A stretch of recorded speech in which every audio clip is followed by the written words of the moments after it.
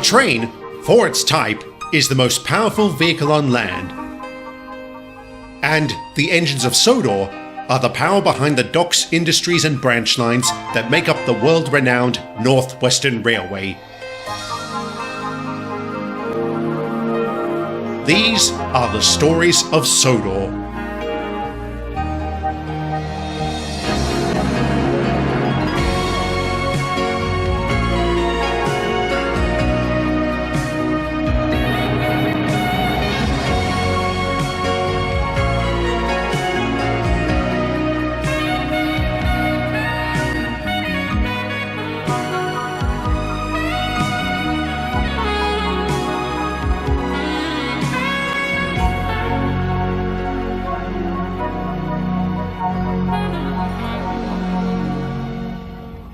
By 1965, the Little Western had been open for several months and was doing well. Aside from solid freight and passenger traffic, the line did a roaring trade in oil deliveries. From the storage site at Waterton, tankers were brought to Tidmouth before being transferred to the mainland. Unfortunately, this prosperity was marred by a rise in vandalism. Indeed, the entire island had experienced a spike in hooliganism thanks to a police strike, one that dragged on as negotiations with the council repeatedly failed. The entire force hadn't walked off the job, but it was operating at a severely reduced capacity. This gave the vandals free rein to break and smash things, and I'm sorry to say, the railway was one of their favorite targets. And you didn't wake up when it happened? Yes, I did, but I told them to keep going. What do you think? Right, that was a stupid question. How'd they get in here? And how'd they get up there? Sometimes I really admire their determination. I said sometimes. Did you call the police? We did, and a single copper showed up. He was here about 10 minutes and left, saying, "We'll do what we can with our limited resources." Bloody hoodlums. None of this would have happened if the council just gave the police what they want. That's a terrible idea, Toad. If you're too accommodating, you give them all the power. Based on what you've told us about occupied Europe, living in a police state sounds terrible. Come on, Wendell. We're a long way from that. Are we? Regardless, I think we can all agree if the police don't come back soon, things will only get worse.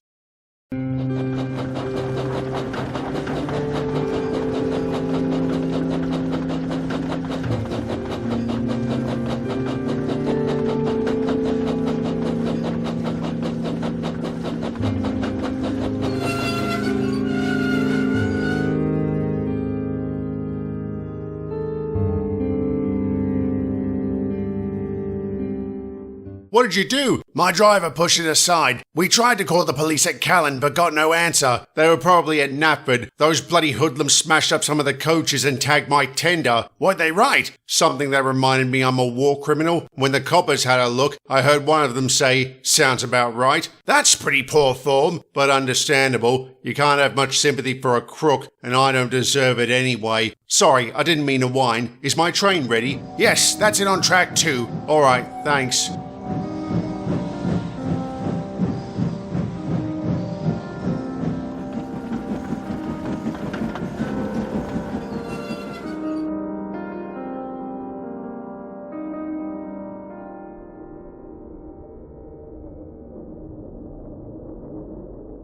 Bloody hoodlums. More like bloody points. They were jammed. Are you serious? I thought you lot fixed them. Be fair, Donald, it was before my time, and it's a sad fact anything mechanical will break down eventually. I suppose. It's still annoying. The funny thing is, I was due to come in next week for an overhaul. Then we might as well kill 2 birds with 1 stone. Oh, sorry, Rob. Didn't see you there. How are you settling in? Very well, thank you. I can tell I'm going to love it here. Excellent. Donald, allow me to introduce the new superintendent of Croven's Gate, Mr. Robert Hall. Nice to meet you, Mr. Hall. Please, call me Rob. And we have actually met before. We have? I'm sorry, I don't recognize you. I didn't think you would. I was about 8 years old when you last saw me. My brother and I watched you go by with the goods train. Our father was the guard. Is that so? What was his name? Great Scott! Seriously? No, I just noticed the time. I have a meeting with Sir Topham soon. I have to leave or I'll be late. Good luck. Thanks, Derek. Nice seeing you again, Donald. You too, I suppose. Hall. Ringing any bells? Not really. I've known several blokes by that name over the years. Maybe they all had the same father. Some of them, it wouldn't surprise me. What can you tell me about this one? Career railway engineer who's worked all over the country. He's helped design several of BR's more successful locomotives, both steam and diesel. He's also said to be a whiz when it comes to repairs and overhauls. Why'd you wish him luck? Because I know why he's going to see Sir Topham. He has this special project he wants to get off the ground. I can't say any more, but it sounds amazing. Well, if that's true, I'm sure Sir Topham will be interested. Indeed he would be, as would the rest of us when we learned about it. But that is a story for another day. However, Robert almost didn't make his meeting because hoodlums let a flock of sheep out their paddock. Yes, I'm afraid the vandalism continued as the strike dragged on. As feared, each act became more destructive and disruptive.